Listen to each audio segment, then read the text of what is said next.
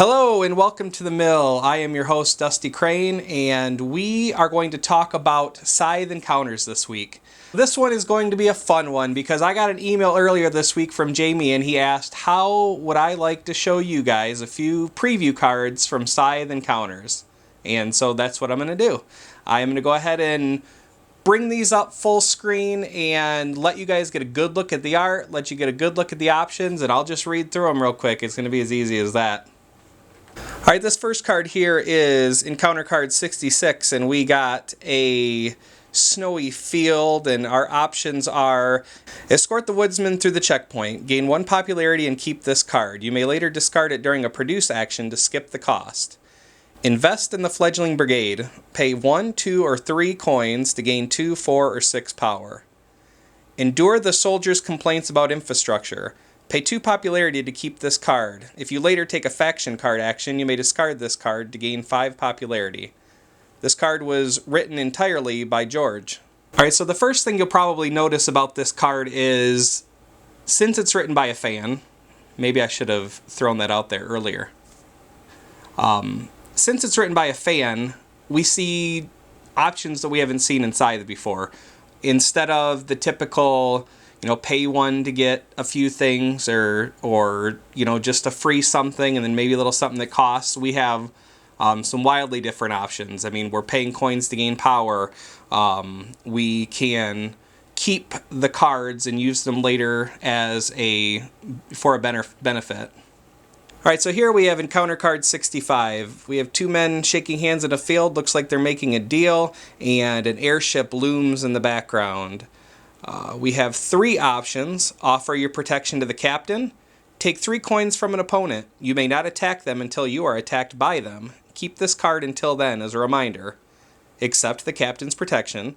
Pay 3 coins to any opponent. They may not attack you until you attack them. Keep this card as a reminder. Hijack the Airship. Pay 3 popularity to move your character to the factory if it is empty.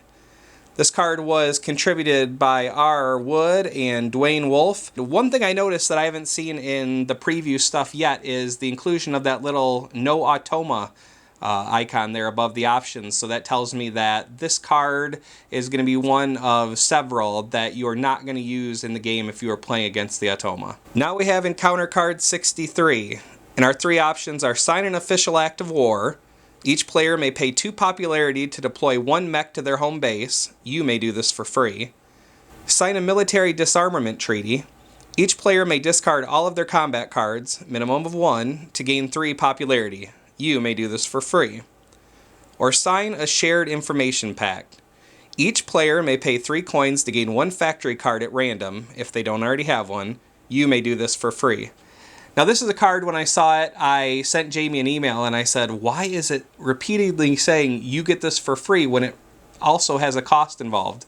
And then as soon as I hit send, I goes, oh wait, everybody can use this encounter card, but the person who chooses the option gets it for free. So if you go and do this encounter, you will be able to sign the official act of war, or sign the military disarmament treaty, or sign the shared information pact, and you get the benefit for free, but other people at the table get an option to partake in that card too, and I think that is really cool. This card was written by Giovanni and Marcin. Alright, wow. Okay. I'm looking at Encounter Card 61. This is the card that I submitted for the contest and did not get chosen. So, of course Jamie sends me this one as a preview. It's as if he's rubbing it in. I don't even know if I'm going to show you guys this card. I'm not going to read this. I have to? Oh, okay. Yeah. Sure. Okay. Our options are assist the wayward airship to safely land. You place this encounter token on an empty encounter territory. Remove your action token from your player mat.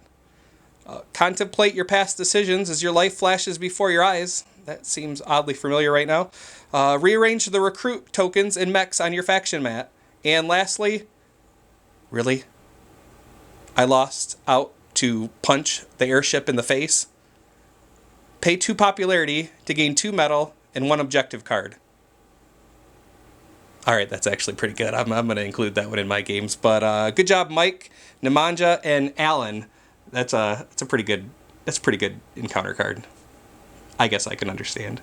When Jamie offered me the opportunity to make this video, I said yes, but can I tell the story of submitting my ideas and them not getting taken? And he was all sport for it, and so he also sent me what I sent along as my submission. So I guess I'm just gonna put it out there. I think they're pretty good, but I can understand how the other submissions won over mine.